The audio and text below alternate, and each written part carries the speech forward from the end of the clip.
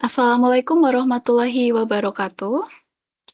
Perkenalkan, saya Nur Fatiha dari kelas MJ 417, NIM 2502010224474.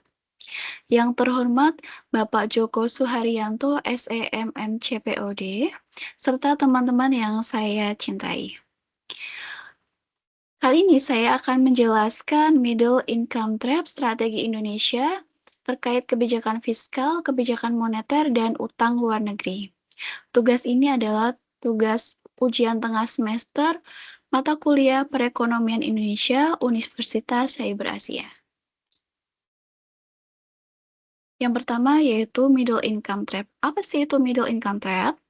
Menurut World Bank tahun 2007, Middle Income Trap adalah kondisi di mana negara berhasil mencapai status pendapatan menengah, namun mengalami kesulitan untuk naik ke tingkat pendapatan yang tinggi akibat terhambatnya pertumbuhan ekonomi serta daya saing. Karakteristik utama dari middle income trap sendiri yaitu pertumbuhan ekonominya melambat secara signifikan, produktivitas tenaga kerjanya stagnan, inovasi dan penguasaan teknologinya yang rendah, ketergantungan tinggi pada komoditas dan tenaga kerja yang murah, serta daya saing industri menurun di pasar global.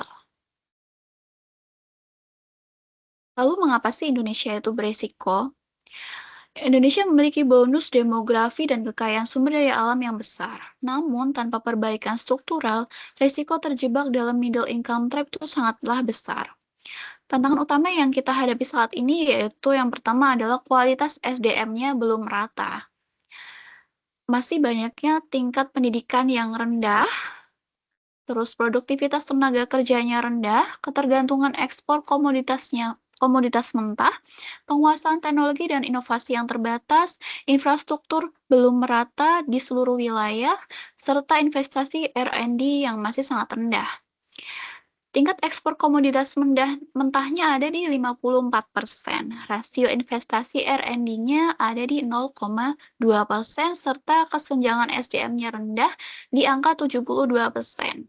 Lihat sendiri terkait kualitas SDM-nya masih belum merata, masih banyaknya pendidikan yang di bawah angka cukup. Membuat Indonesia, produktivitas tenaga kerjanya pun juga sangat rendah. Lalu strategi nasional apa yang bisa kita lakukan? Yaitu ada 3 strategi nasional. Yang pertama adalah kebijakan fiskal, yang kedua ada kebijakan moneter, lalu yang ketiga melalui utang luar negeri. Strategi nasional Indonesia berfokus pada peningkatan produktivitas tenaga kerja, kualitas pendidikan, inovasi dan teknologi, serta investasi industri yang bernilai tambah tinggi. Indonesia juga harus mengurangi ketergantungan ekspor bahan mentah dan kesenjangan pembangunan antar wilayah. 3 instrumen kebijakan utama itu sangatlah penting.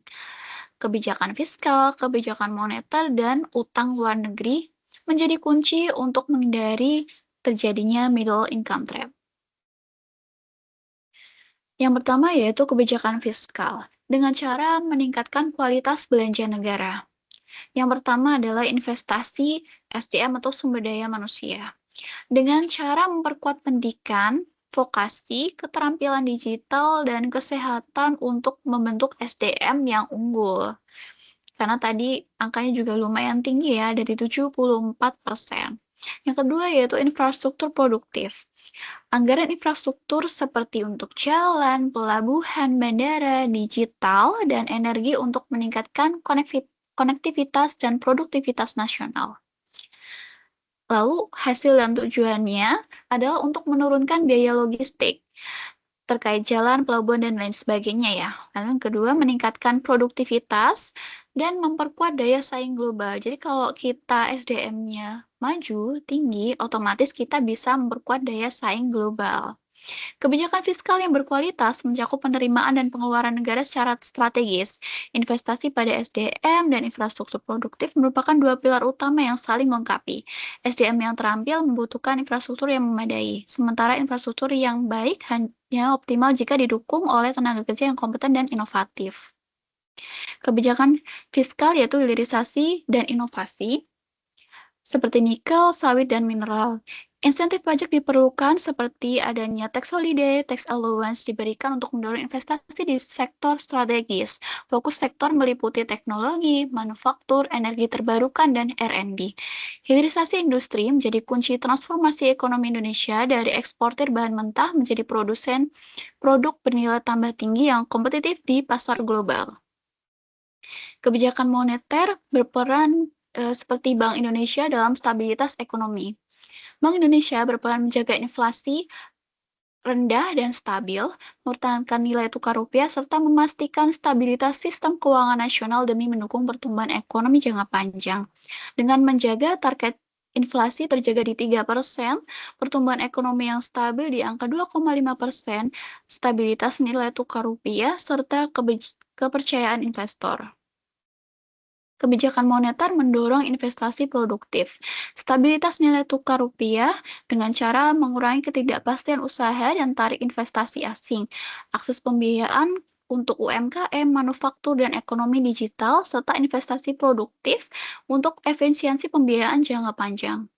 Bank Indonesia menjaga stabilitas nilai tukar rupiah untuk mengurangi ketidakpastian usaha, menarik investasi asing langsung, serta menjaga biaya impor bahan baku tetap terkendali.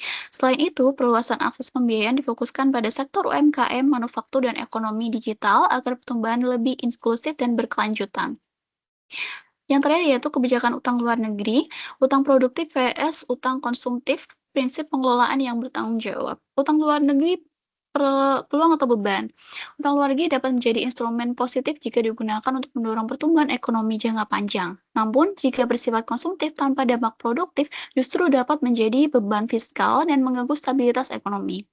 Prinsip pengelolaan utang luar negeri yaitu dengan cara prudent, dikelola dengan risiko yang terukur, lalu transparan dapat dipertanggungjawabkan kepada publik, berkelanjutan dijaga agar sesuai kemampuan bayar negara, serta produktif diprioritaskan untuk kegiatan yang bernilai tambah ekonomi.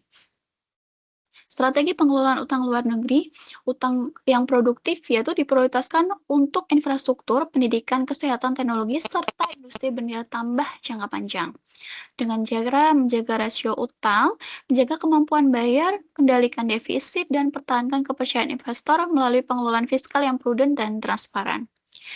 Dan mengurangi ketergantungan dengan cara meningkatkan penerimaan pajak dan investasi domestik untuk mengurangi ketergantungan pada utang luar negeri.